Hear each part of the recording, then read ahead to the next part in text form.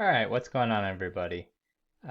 This video is the follow-up to the last video on recursive patterns, recursive descriptions of patterns, and the algebra. So make sure that you watch that first video before you dive into this video, okay?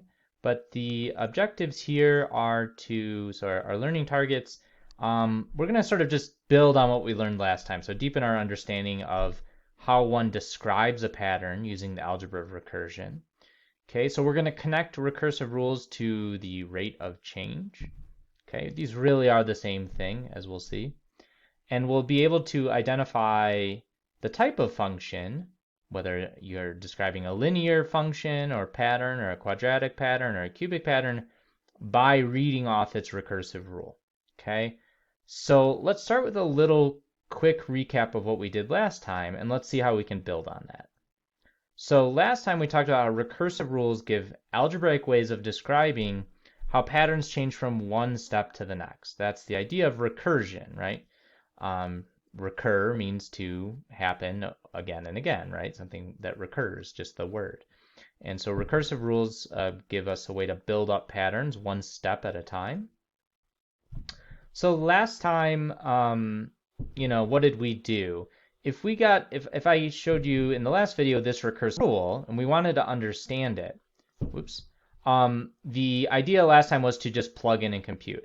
And I'll point out really quickly, hopefully from all the examples we've done in class, you've seen it's often a useful way to describe a pattern recursively. It's often very useful to describe how a pattern changes from one step to the next. That's almost the most common way that you understand patterns, right? It's almost like inherent in what a pattern is. How does it change each update? And so that's recursive rules give us a powerful algebraic way of describing that. Okay, that's kind of why they're important, if that wasn't clear.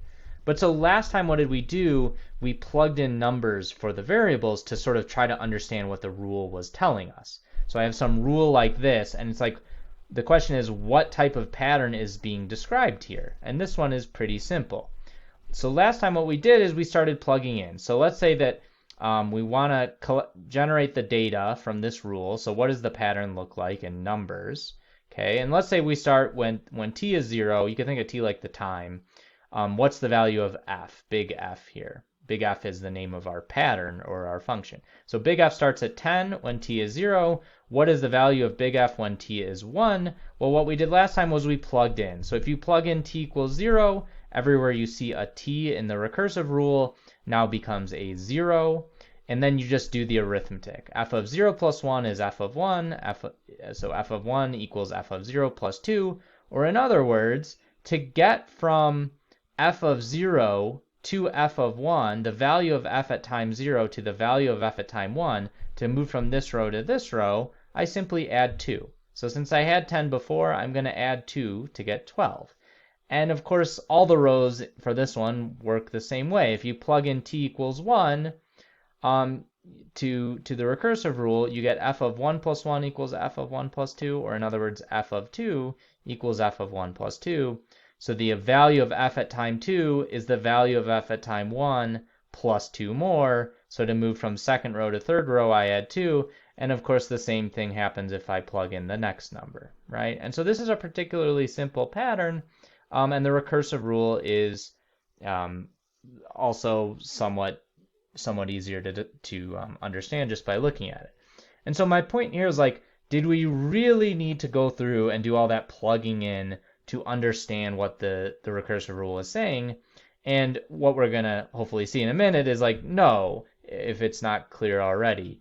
We don't need to do all that plugging in. We can really just start to try to read off the algebra, and that's kind of our goal. I want to give you practice reading the recursive rule of algebra and trying to understand what the algebra is saying directly without having to go through a bunch of effort plugging in to try to understand the pattern. Okay, so once you get a little, we'll see in a moment here, it's really not so hard to get a sense of the patterns just by looking at the recursive rule. Okay, so for this example we just did, let's just think about what each of these algebraic terms mean, right? So if I think of t like time, then and I look at f of t versus f of t plus 1, I can think of f of t plus 1 like the value of f the next time. And I can think of f of t like the value of f currently. And why does that work? Well, we saw it from plugging in, right? If I plug in t equals 1, then this thing here, so if we're looking at the second row of the data table, t equals 1, right? What is t plus 1? Well, that just tells you move down one row, right? If t is 1 and I add 1 to that, I move down to row 2. So this algebra on the left is just saying what's the value of f next time, right? And this piece is just like saying what the current value of f is, and all it says is to add 2 to it. So the whole rule you can read as like saying this is the value next time, this is the current value, and to move from the current value to the next value, just add 2. And because this is a constant, right, 2 is just a constant, it never changes, that's enough to tell us that what type of pattern this is. So what does it mean when we look at the value of f next time versus the current value? Well, that's literally what it means to compute the rate of change. Right? That's what rate of change means. It means how much is it changing by each time the pattern updates, right? So the algebra here is literally telling me what the rate of change is. And in this case, that rate of change, that 2, right? So that the amount it's changing by each time is a constant. And so if the rate of change is constant, then the pattern has to be linear, right? That's what it means to be a linear pattern, right? F is a linear pattern because its rate of change is constant. And I can read that directly off of the rule just by understanding what these two terms mean and saying that, oh, all I'm doing is adding 2 to the current value to get to the next value. And that's exactly what it means to be a linear pattern, okay? But we can do more examples too. So here's an example we've seen about 10 million times, the Triforce pattern, right? So we're counting the number of green triangles in the pattern, and I've written them out here in green. This is a quadratic pattern, right? And we know that. How do we know that? Because its rate of change is a linear pattern, right? So the amount it goes up by each time here, well, it goes up by like the next number each time, right? First it goes up by 2, then it goes up by 3, then it goes up by 4. It's always going up by the next number. And those numbers in black are linear, which means that this pattern's quadratic. But now what if I looked at it using the algebra of a recursive rule?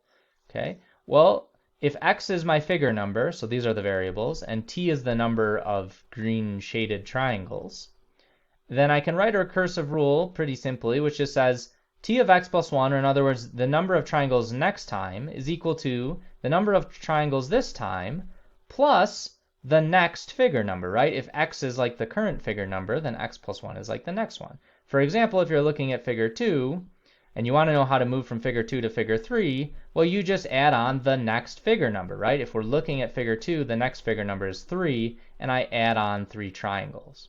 Or if x is 3, I'm looking at figure 3, and I want to know how to move to figure 4, I add on 4, the next figure number, down at the bottom, okay? And that's exactly what this recursive rule is saying, okay? But ask yourself now, what type of function is this little leftover piece here, right? So the recursive rule is telling me the rate of change. Well, how much is it changing by? Well, if this was algebra 1 and I asked you what type of function is y equals x plus 1, you would for sure tell me it's a linear function, right? This is like mx plus b. X plus 1 is linear. So what does that mean? If I'm just looking at the recursive rule, since the rate of change is linear, the pattern must be quadratic, right? So in summary, the recursive rule is telling us how to get from one step to the next. That's just another way of saying the rate of change of the pattern. If I write down the recursive rule using algebra, it'll usually look something like this, and you can think of this as like the value of the pattern next time. The f of x is like the value of the f currently, and you're going to add some amount.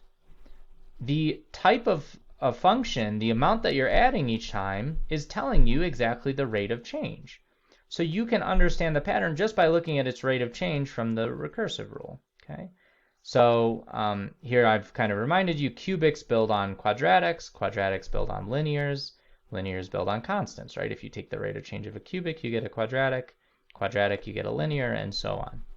Okay, so once you know what the rate of change is, you know what type of pattern f is, the function, right? So the first one we did, that little amount we added was always a constant. So if the rate of change is constant, then that tells you that the pattern has to be linear. The second example we did, the rate of change was this x plus 1 piece. That's a linear function. If the rate of change is linear, then I'm going to move up this little ladder to get that the function is quadratic. Okay? And so that's all we got. Thanks for listening and have a good one.